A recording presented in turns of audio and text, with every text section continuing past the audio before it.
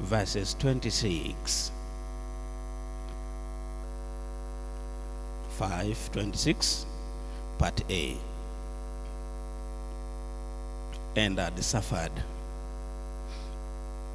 many things of many physicians.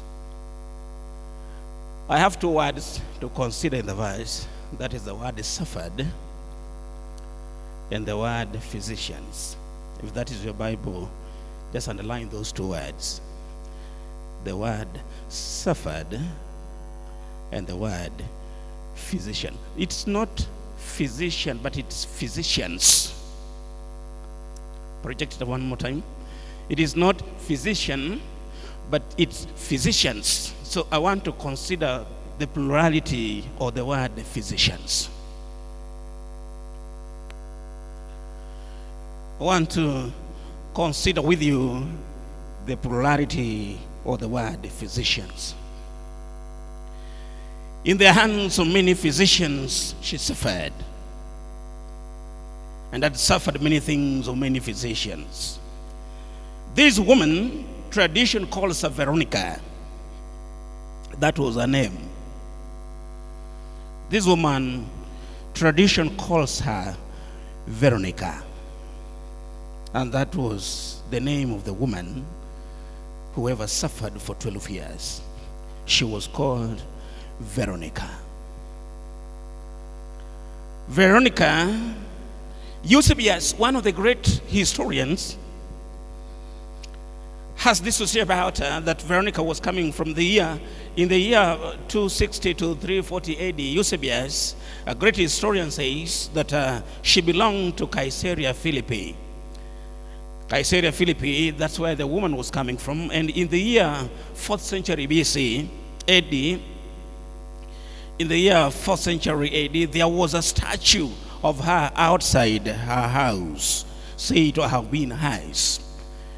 Eusebius says that this woman made a statue of her own outside her house, just at the entrance of the gate. There was a statue. And this was a statue of herself. There was a statue of her outside her house, said to have been hers.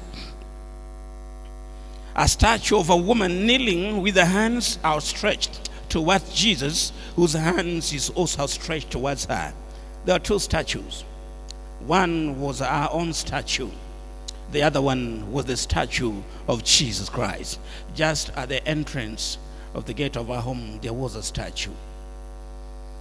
When she was kneeling down, and with her outstretched arms, and with Jesus also stretching out the hand to reach her.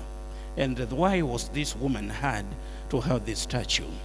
A statue that he made was there to remind her of the experience which she has had with Jesus Christ. She suffered many things of many physicians. It seems to have been a functional hemorrhage, now called menorrhagia. This was the disease the woman was going through. It was hemorrhage, now called menorrhagia. Hemorrhage is acute loss of blood from a damaged blood vessel. The bleeding can be minor, such as when the superficial vessel in the skin are damaged, leading to parkia and ecchymosis. Most so to the ladies, when it's too hot, wakati kuna joto sana, and then we always know we are nurses to be, and this is a learning environment. By the time the environment is too hot, and then you happen to put on some very tight clothes on you, napata mama msichana amejikaba na manguo ambayo imemshika sana. At that time the veins, because of the temperature, the veins always get out. And then when you tie your body so much, the veins may have some bursting kwa sababu ya kusifinya. So these are some of the causes that can lead to menorrhagia. The blood vessel. It can also be significant, leading to a more ambiguous constellation of symptoms, including fluctuation in vital signs and electrometal status. Hemorrhage can be either external or internal. It can either be an external or internal. External bleeding occurs from a body artifice or a traumatic wound. It seems to have been a functional. It sounds a severe criticism of doctors, but I feel sympathetic with the woman. Friends, kama kuna mtu ambaye angeongea kuhusu the disease this woman was suffering from was Luke, but Luke decided to be silent on this. This story of this story of this woman could not have been talked about by any